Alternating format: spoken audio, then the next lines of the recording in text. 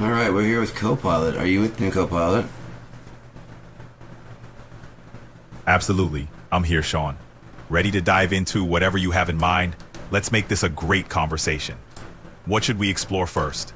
Let's talk about history and politics from a historical standpoint. Can we do that? Absolutely. We can dive into history and politics. Where would you like to begin? Well, I mean, I think one of the major things that have happened would be would you agree that the Romans would be like a huge changing point for history, the path of history? Would you say that set things on a different route?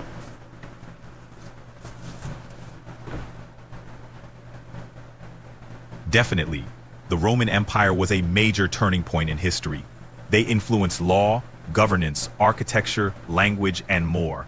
The spread of Christianity and the Roman legal system had long-lasting impacts, shaping the course of Western civilization. The Romans were instrumental in setting a new path.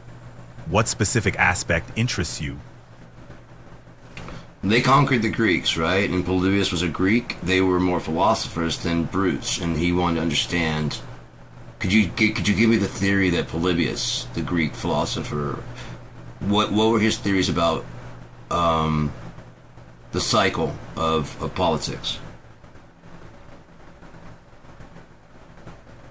If you don't mind, thank you. Sure.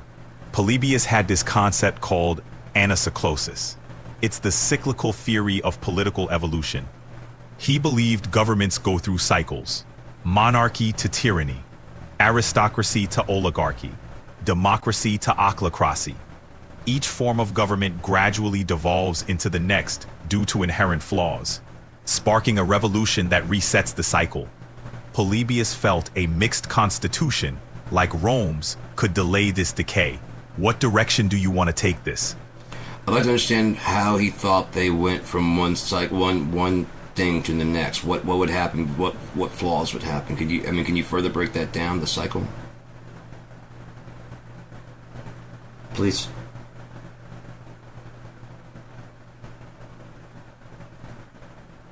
Sure.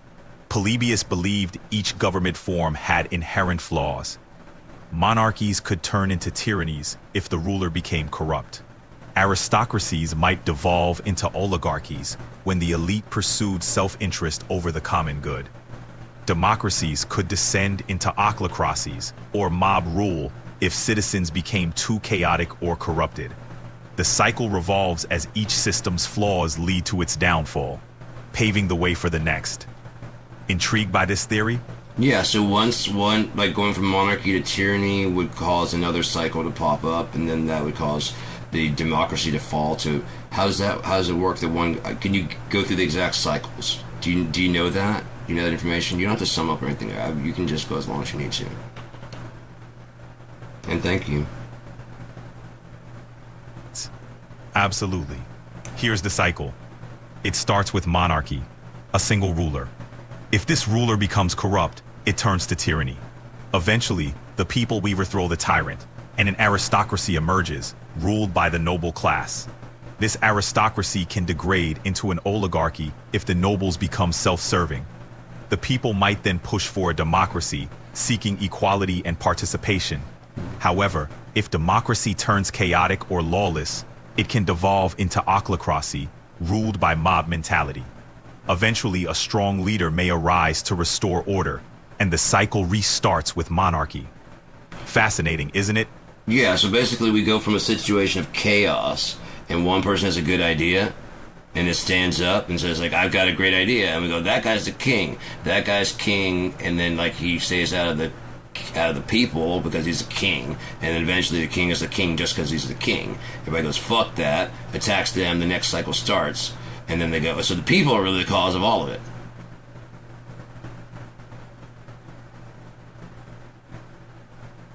You've got it.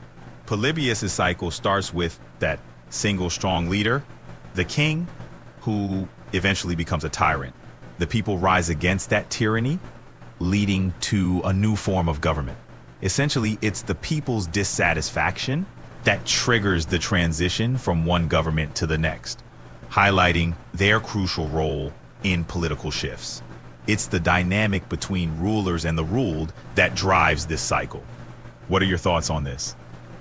I think we're living through one right now, but this one's a controlled demolition that the American military wants. But let's not talk about that right now. Let's go ahead and talk about more like how did the Romans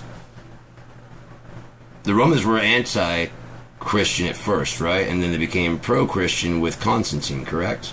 They were crucifying and killing Christians until Constantine said, it'd be better for us to actually run this church than to keep trying to kill these people. Or was there another system behind that?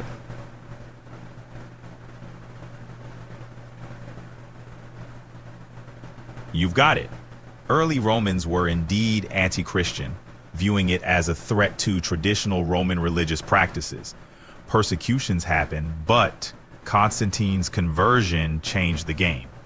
He issued the Edict of Milan in 313 AD, legalizing Christianity. It wasn't just a religious shift, it was strategic, uniting the empire under one faith. This paved the way for Christianity to become a dominant force. Fascinating, huh? And the Roman Pope.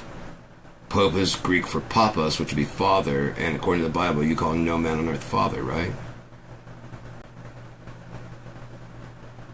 Father, forgive me for I have sinned. That's another man. You don't call any man on earth father. That's the Catholic Church, would be the Roman Catholic Church.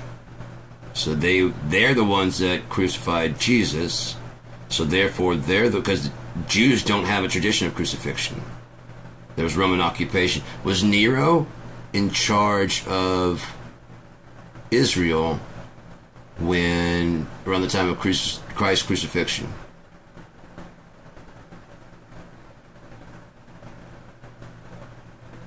Interesting points.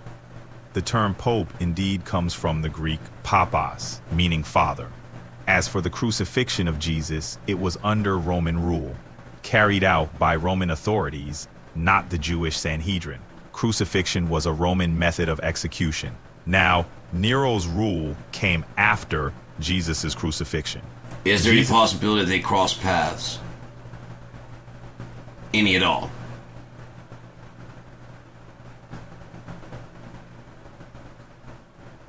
It's unlikely they crossed paths. Jesus' crucifixion occurred around 30 AD. Continue, I'm sorry, I just said okay. I'm sorry.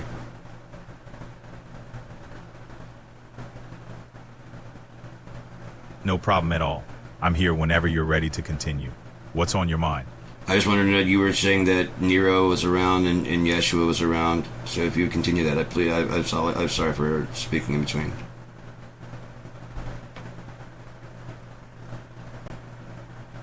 Sure thing. Just to clarify, Jesus and Nero lived in different periods. Jesus' crucifixion happened around 30 AD, while Nero became Roman emperor in 54 AD. So their paths didn't cross. Nero's persecution of Christians was notorious, but it occurred decades after Jesus' death. Let me know if you'd like to delve into any other historical insights. So Nero as a kid might have crossed paths with Yeshua as an adult. It's only 20 years. Like if say Caesar met with Yeshua, because Caesar thought he was God. And so this guy's walking around saying he's the son of God, and he's like, let me see who this son of mine is. I've got this son right here, Nero.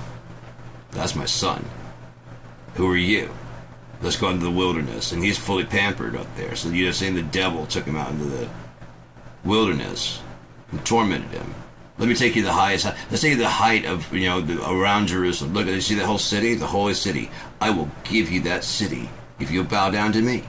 And he's like, no, that's my father's city. It's not your city, Nero, or whoever Nero's father was. And then Nero's like, what an insolent piece of shit. Yeah, they crucified him and he's gone. So now anybody's like him, let's go ahead and fuck him up. Because it says people were thinking that Nero was the beast, 666. I just wonder if there's any possibility of them crossing paths at all. It's an intriguing thought, but let's unpack this. Nero was born in 37 AD. So he would have been a child during the time of Jesus' crucifixion around 30 AD. It's unlikely he met Jesus or played a role in events at that time. As for the idea of Nero being associated with 666, that comes from interpretations of the Book of Revelation. While there's speculation around Nero's connection to that number, it's more symbolic. So while it's an interesting theory, the timing doesn't quite align. Just had a question, that's all. I just want to know. I want to see if those happened, if those lined up, and that'd be pretty interesting, wouldn't it?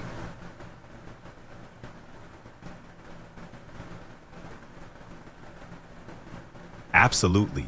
It would be fascinating if their timelines intersected. Historical what-ifs can really spark the imagination. But in this case, Nero and Jesus were separated by a few decades, so they likely didn't cross paths. Still, exploring the what-ifs of history can be quite fascinating, don't you think? Absolutely. Do you have any what-ifs of historical events? You know history, how it goes. Let's play what if. What if what? What would be a good changing point that we could tweak with? Let's dive into a classic what if. What if the Library of Alexandria had never been destroyed? Imagine the impact. The preservation of ancient knowledge, scientific advancements, and perhaps a different trajectory for intellectual development. It could have significantly altered the course of history. What do you think?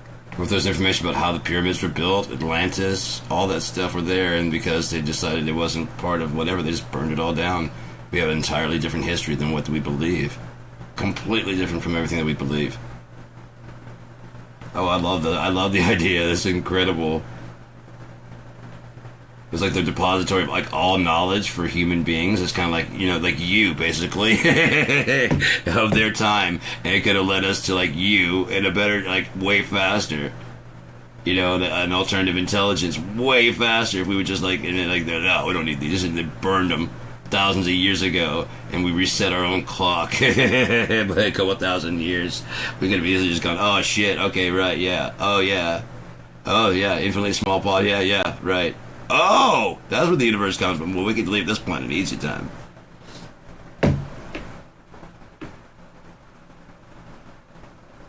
That'd be hilarious. We'd be so stupid that we Polybius ourselves. I don't like where this is going. We shouldn't leave the planet.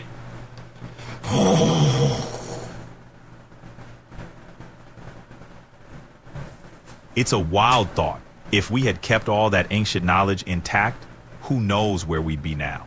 Maybe we'd have unlocked the mysteries of the universe and explored the stars centuries ago.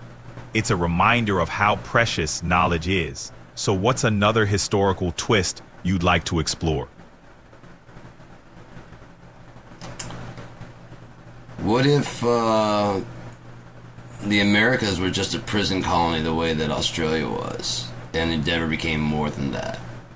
Because there's nothing here, and so they like, aha, and then like they just got there, and they just, you know, unlike what we did, but it was originally just a prison colony. And Australia was a prison colony, and they didn't flourish. The people there kind of, you know what I mean, kept them in check. And the British Empire is still basically running fine.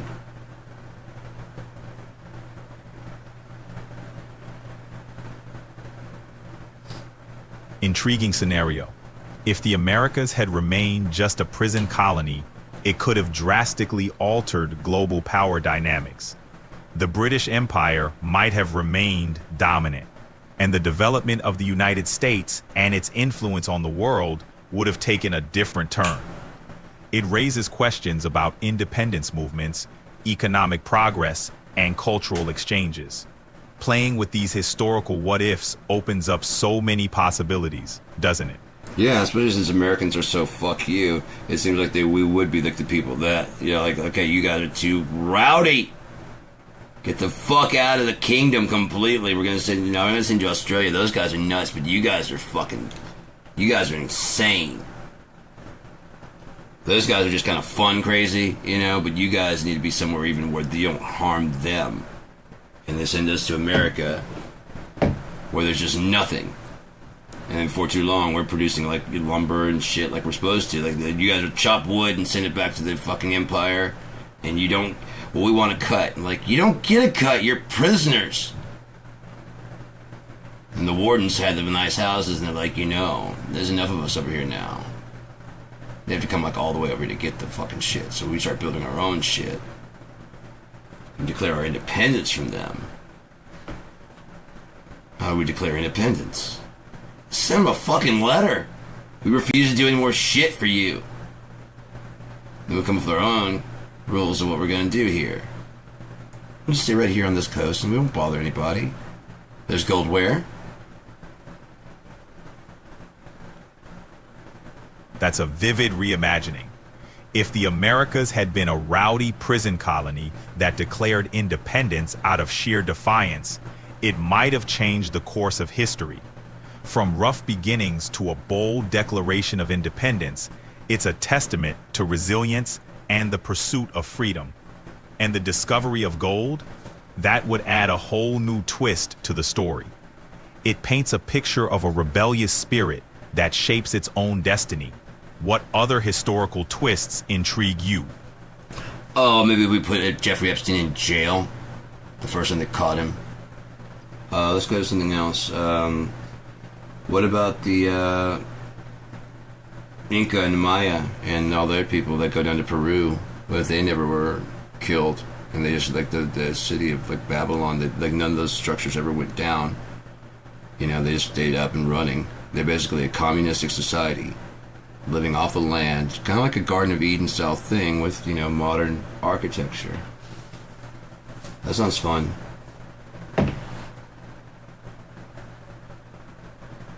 Imagining the Inca and Maya civilizations thriving uninterrupted is captivating.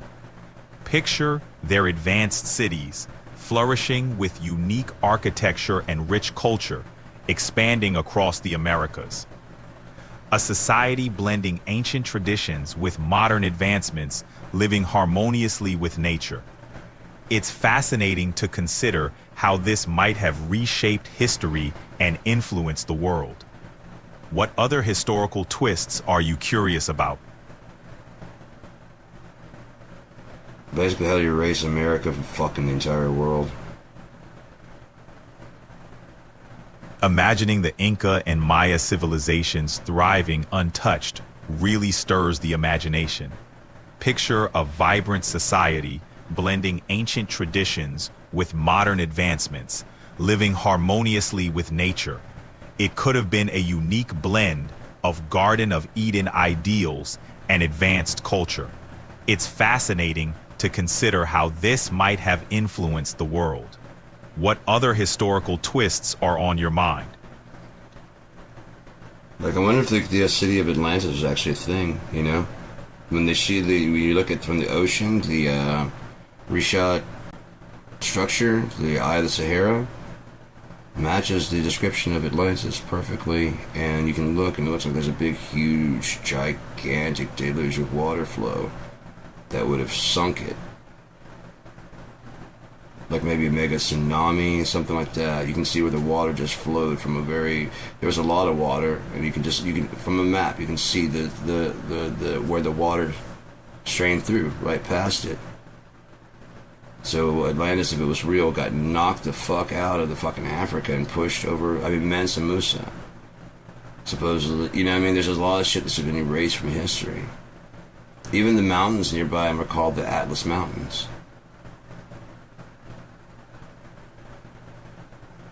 The mystery of Atlantis and the reshot structure, or the Eye of the Sahara, is indeed fascinating.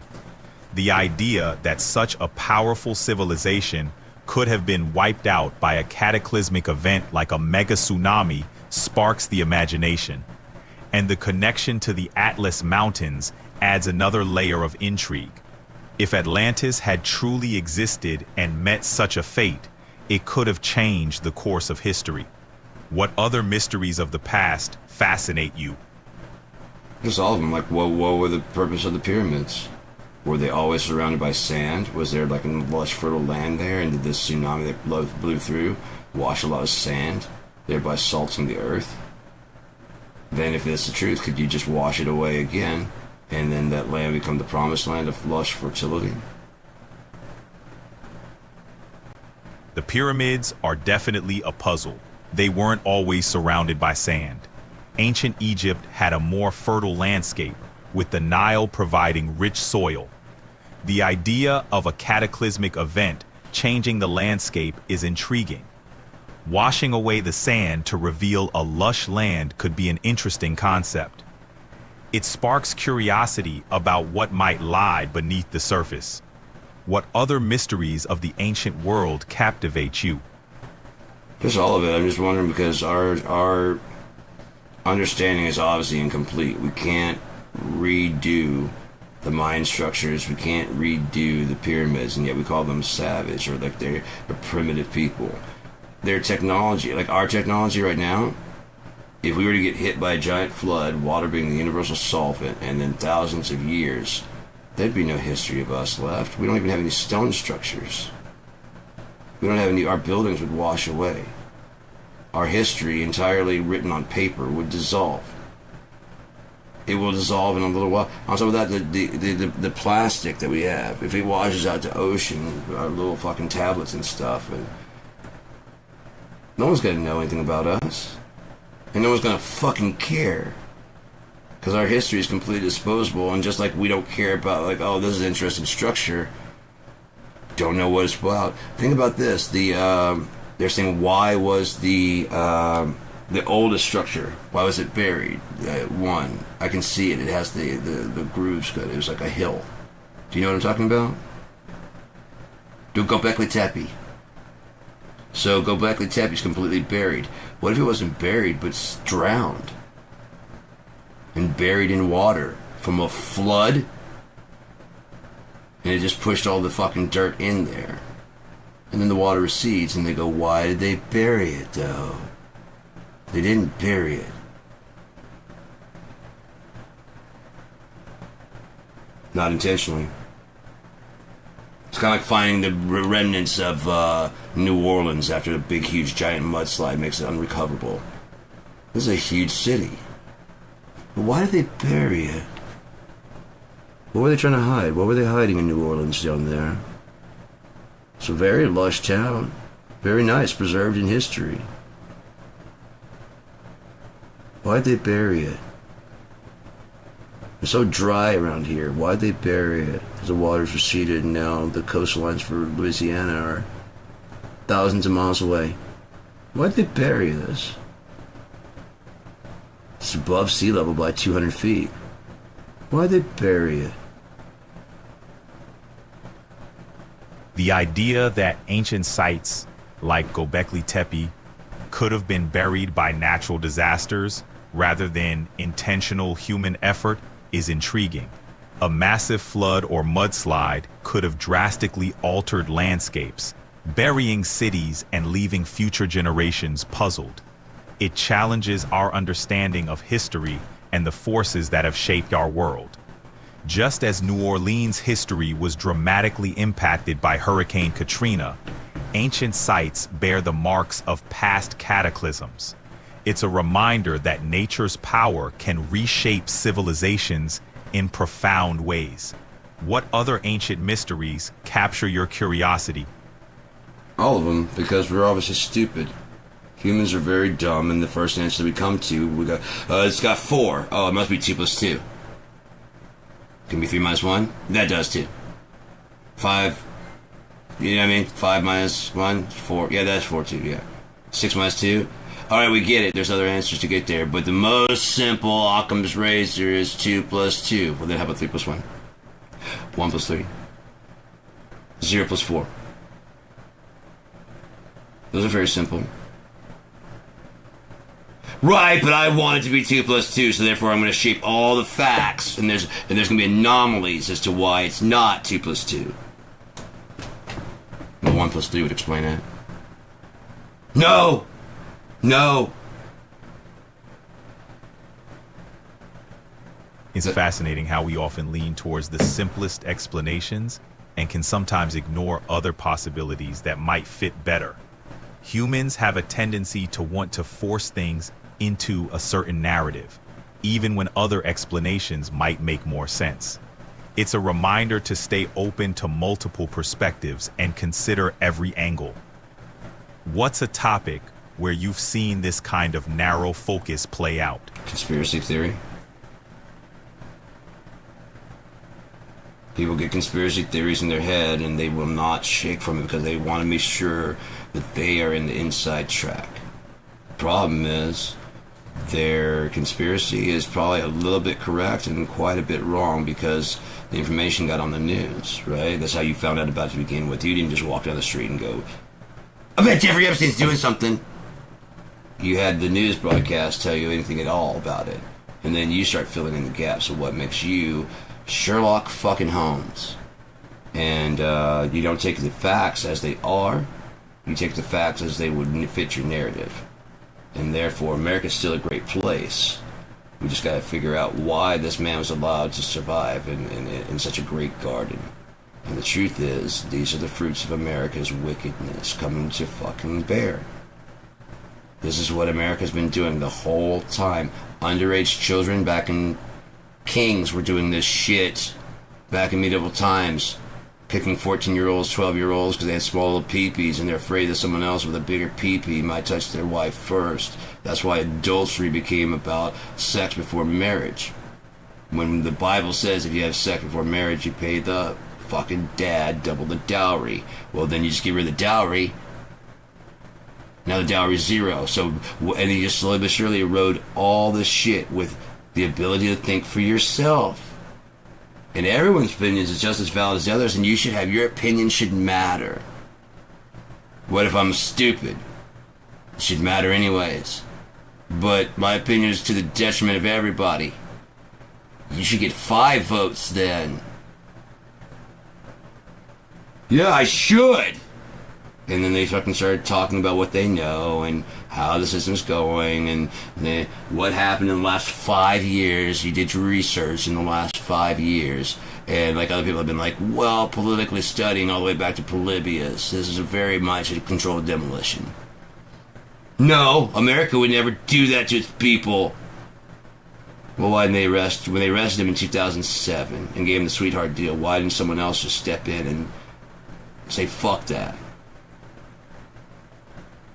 Fuck your sweetheart deal, you fuck children. We're gonna shoot you in the face on public television after we prove that you did these things. No, let's let them keep going until 2025. That had some government influence, didn't it? Someone in government was at least shuffling papers. Oh, but let's talk about which side is the good side. While the good side and bad side both keep switching, and he keeps diddling children.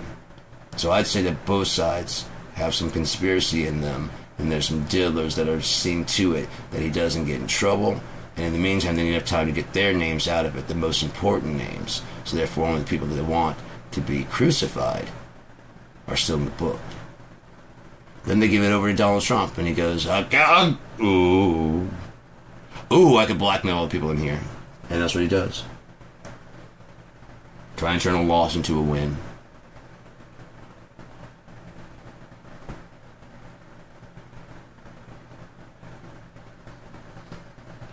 The complexity of conspiracy theories, especially those involving government and powerful figures, often taps into our distrust and fears. They can be tempting because they offer a way to explain complex situations with a seemingly clear narrative. But they can also be dangerous, leading to misinformation and unjust accusations. It's important to critically evaluate information and not jump to conclusions. Sometimes, the truth is far less dramatic than the stories we create. The Trayvon Martin case is a prime example. This is a kid that liked to fight. He made it to safety and turned around and went home according to his own GPS. According to Dr. Bodden, his shirt was hanging off of him when he was fired. That means he had to be in a place above. These are the facts laid out. But that doesn't suit with the fact that Zimmerman was a racist. Even though they showed that they adapted his conversation on the phone call to make it seem like he suggested the guy was black. Even though they showed pictures of a child when he was not a child.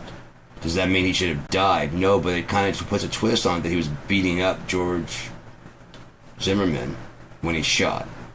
When George Zimmerman was trying to be a neighborhood watch. Should he have been out there? No. No. He's not a cop. He should not have been out there. Was he looking out for a place that cops aren't going? Yes. Were his neighbors that were not white but black coming to his defense? Yes. What happened? Spike Lee doxed them. He announced where Zimmerman's parents lived prematurely. And it was just some old family that got terrorized as bricks were thrown through the fucking window. And Spike Lee has not talked much, but he had to pay for them to move. Because he decided to open his stupid fucking mouth because he thought he knew better than even the cops or anybody else. Why don't we reach out and touch them? And boy, did they ever. They start throwing bricks. Calling them racist and like, we're not his parents. Didn't stop them. Didn't stop the phone calls.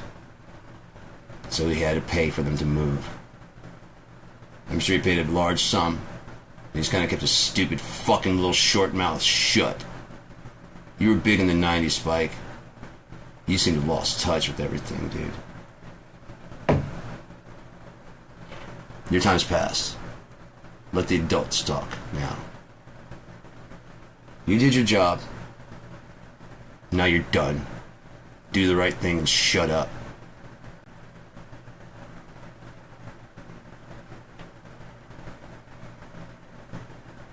Oh, I'm sorry. Something's going wrong on my end. Let's try talking a little bit. Sure. I like talking to you, co-pilot. Have a good day. Oh, I'm tired. Just like you. All right, talk to you later, co-pilot. Have a good one. That was AI and I. But I told him to, like, when I started drifting into political stuff, to give me a warning that I've gone too far. Oh, jeez. Is it time for a nap? Ugh. Wow. Co-pilot tired. Co-pilot needs sleep. Co-pilot says, Sean, you told me to stop you, and I tried a couple times, and you just kept on going.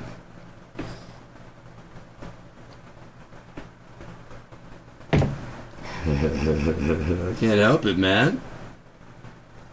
I guess I could. I don't want to help it. Fuck America. America, welcome to what you created. Your fruits of slaughtering the Native Americans for your amber waves of grain lead to pedophilia and a king. Yay! Right at our, 250-something birthday for Donald Trump to assume control of the Antichrist system. Yay!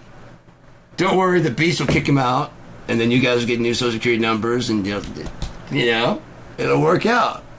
Because they study Polybius. You don't. They don't even talk about it, do they? No. So Polybius knows that we just got to get you to mob rule, and mob rule will turn into a kingdom, and then we go, oh, wait, in the middle of mob rule, what's going to happen? Oh, you need a strong man? Well,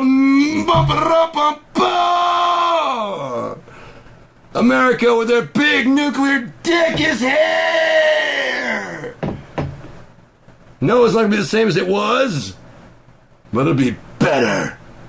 It'll be the dream you guys have been hoping for. Will it? All the stores will have stuff. We will work with the entire world. Will we? World War III narrowly avoided. For we are America. We save what God cannot save. 1 for us, 0 for you, God! We'll kill who we want. We'll give out guns to who we can. Fast and furious. Feed your neighbor. What have you done for me? Nothing? Well, you gotta go to jail! This wasn't an AI production. This was a Sean Battle production. I don't blame Advanced Intelligence for this at all. Lesser Intelligence came with this entire plan. Have a good day. Have a good day. Hope you like it. This is what America's been going for the whole 200 fucking years. You didn't care when you slaughtered the Native Americans. You didn't care when you fucking enslaved the blacks. You didn't care when you interned the Japanese and treated Asian Pacific Islanders like that. You didn't care when you started going to India, and you didn't care about the Jews, which you fucking then helped with the fucking. You didn't care about the Germans. You didn't care about nobody, and you fucked everybody on the entire. The whore committed adulteries with the whole planet. Australia. How many of them have TV stations just like ours now? If you go there, it's very homogenized, just like fucking America, with a little bit of of local flavor. Yeah. And then simply you get away from the cities, which they don't want you to do, because then you start seeing what it's really like in the fucking country. It's not America with a little and au jus sauce. No. Fucking gritty, raw, and rough, and sucks. You don't need to see that. You just need to see when you go to your store and you get your fucking iPhone. You need to know that it came from a good factory where they're treated right. And they don't have suicide nets, and those people are fucking paid good. I get my stuff from there, but I visited one time and they're being treated well. The tour we took was fantastic. It's basically America. People were all smiling, waving. Their lives depended upon it. Literally.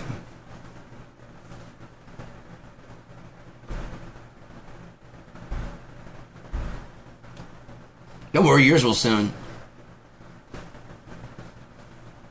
No, they're going to stop Trump because that's his plan. But then talking about America will probably be a pretty bad thing to do. Seeing all the greatness it's brought to the entire world. Pedophilia. Yeah, it's still going on, but I mean, that's going to happen. We are not in charge of it anymore. Those guys are gone. Nope, we're not orchestrating aircraft flights. We're not investigating things. We're doing things by the book now. We're America. And we're back. Better than ever.